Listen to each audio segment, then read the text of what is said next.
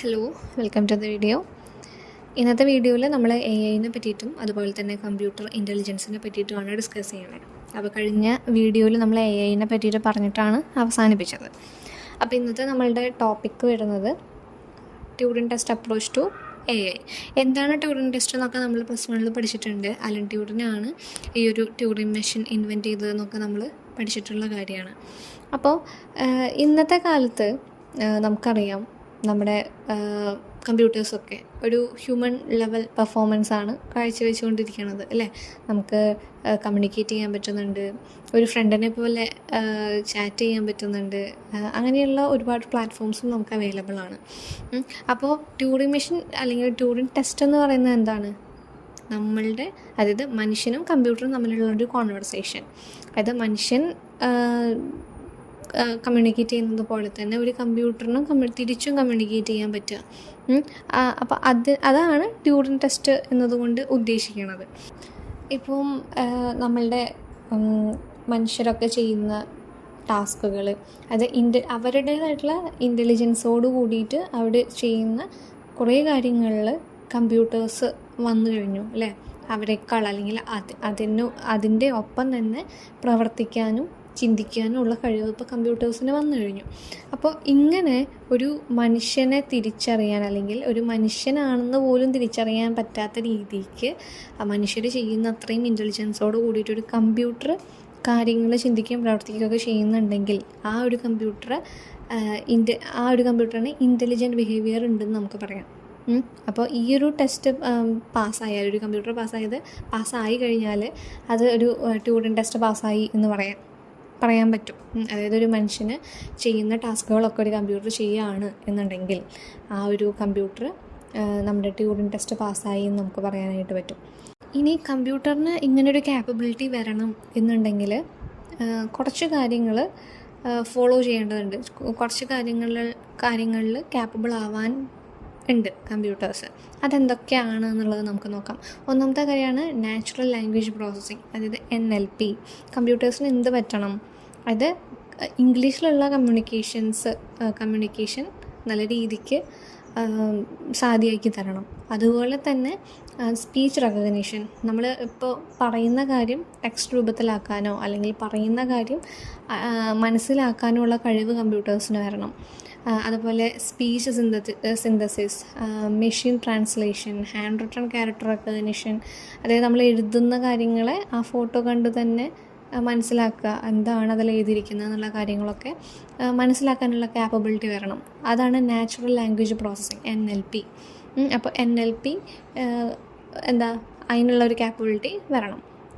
രണ്ടാമത്തെ കാര്യമാണ് knowledge representation, അതായത്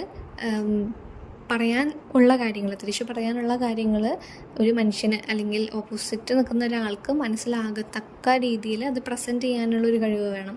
അതുപോലെ തന്നെ ഓട്ടോമേറ്റഡ് റീസണിങ്, എന്ത് ക്വസ്റ്റ്യൻസ് കൊടുത്താലും അതിന് ആൻസർ ചെയ്യാൻ പാകത്തിനുള്ളൊരു ക്യാപ്പബിലിറ്റി വേണം. അതുപോലെ മെഷീൻ ലേണിംഗ് എന്ന് വെച്ചാൽ നമ്മൾ കൊടുക്കുന്ന കാര്യങ്ങൾക്കനുസരിച്ച് എന്താണ് എന്നുള്ളത് പ്രെഡിക്റ്റ് ചെയ്യാൻ അല്ലെങ്കിൽ ഡിറ്റക്റ്റ് ചെയ്യാൻ പറ്റണം. ഇത്രയും കാര്യങ്ങൾ ഒരു കമ്പ്യൂട്ടേഴ്സിനുണ്ടെങ്കിലാണ് അതിന് ആ ഒരു ഹ്യൂമൻ ഇൻ്റലിജൻസ് ഉണ്ട് നമുക്ക് പറയാനായിട്ട് പറ്റുക. അതുപോലെ ഒരു കമ്പ്യൂട്ടർ ഫുള്ളി ഒരു ട്യൂറിംഗ് ടെസ്റ്റ് പാസ്സാവണം എന്നുണ്ടെങ്കിൽ 2 കാര്യങ്ങൾ കൂടെ ആവശ്യമായിട്ടുള്ളതുണ്ട്. ഒന്നാമത്തെയാണ് കമ്പ്യൂട്ടർ വിഷൻ, രണ്ടാമത്തെയാണ് റോബോട്ടിക് ആക്ടിവിറ്റീസ്.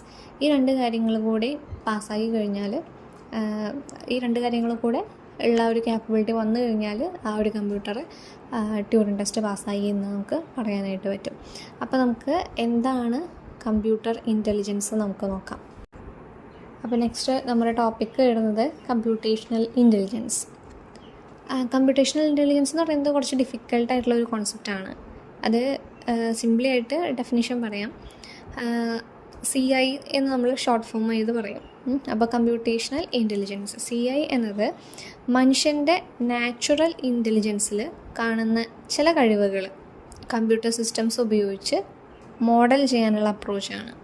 അതായത് ഇപ്പോൾ നാച്ചുറലി ഉള്ള മനുഷ്യനുള്ള കഴിവ് ഇപ്പോൾ നമുക്ക് പറയുന്നത് മനസ്സിലാക്കാൻ പറ്റുന്നു, അല്ലെങ്കിൽ ചോദിക്കുന്നതിനുള്ള ആൻസർ അതിൻ്റേതായിട്ടുള്ള യുക്തിക്ക് കൊടുക്കാൻ പറ്റുന്നു, നമുക്ക് കാര്യങ്ങൾ മനസ്സിലാക്കി എന്താണെന്നുള്ളത് ഡിറ്റക്റ്റ് ചെയ്യാൻ പറ്റുന്നു. ഇങ്ങനെയുള്ള കുറച്ച് കഴിവുകളില്ലേ, ആ കഴിവുകൾ തന്നെ കമ്പ്യൂട്ടർ സിസ്റ്റംസ് ഉപയോഗിച്ചിട്ട് ചെയ്യാൻ പറ്റുക.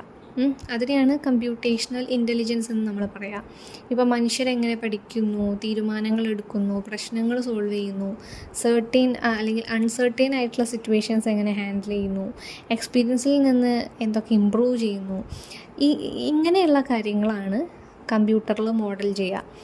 അതായത് ഇത് കമ്പ്യൂട്ടേഴ്സിനും പറ്റണം എന്നുള്ള രീതിക്ക്. അപ്പോൾ ആ ഒരു അപ്രോച്ചിനെയാണ് നമ്മൾ ശരിക്ക് കമ്പ്യൂട്ടേഷണൽ ഇൻ്റലിജൻസ് എന്ന് പറയുന്നത്.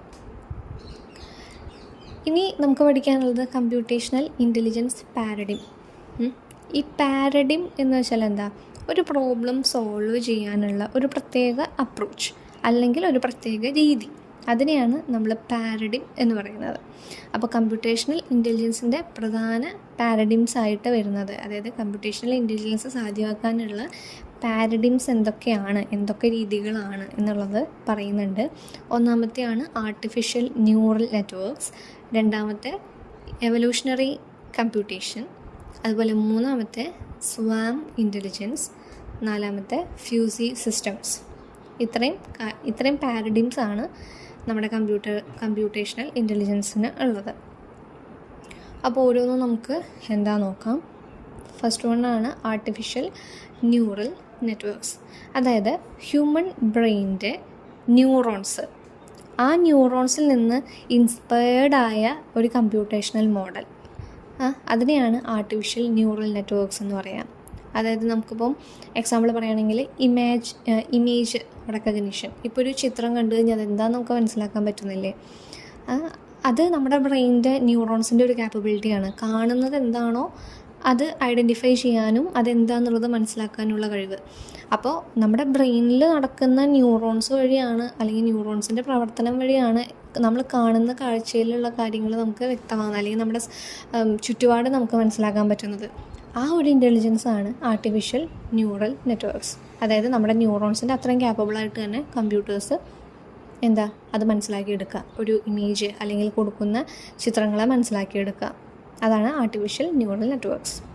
രണ്ടാമത്തെ നോക്കാം, എവല്യൂഷണറി കമ്പ്യൂട്ടേഷൻ. അതായത് നേച്ചറിലുള്ള എവല്യൂഷൻ പ്രോസസ്സിൽ നിന്ന് ഇൻസ്പയർഡ് ആവുക. അതായത് ഇപ്പോൾ എക്സാമ്പിൾ പറയുക വെച്ചിട്ടുണ്ടെങ്കിൽ ജനറ്റിക് അൽഗോരിതം. മൂന്നാമത്തെ വരുന്നത് സ്വാം ഇൻ്റലിജൻസ് ആണ്. അതായത് ഈ ആൻറ്റ്സ്, ഉറുമ്പ്, ബീസ്, ബേർഡ്സ്, ഫിഷ് തുടങ്ങിയിട്ടുള്ള കൂട്ടായ ജീവികളുടെ ബിഹേവിയറിൽ നിന്ന് ഇൻസ്പയർഡായിട്ട് എടുത്തിട്ടുള്ളൊരു പാരഡിമാണ് സ്വേം ഇൻ്റലിജൻസ്. എക്സാമ്പിളായിട്ട് നമുക്ക് പറയാം ആൻഡ് കോളനി ഒപ്റ്റിമൈസേഷൻ. അതുപോലെ നെക്സ്റ്റാണ് ഫ്യൂസി സിസ്റ്റംസ്. അതായത് ട്രൂ ഓർ ഫോൾസ് എന്ന രണ്ട് എക്സ്ട്രീം വാല്യൂസ് മാത്രം ഉപയോഗിക്കാതെ ഡിഗ്രി ഓഫ് ട്രൂത്ത് ഉപയോഗിക്കുന്നു.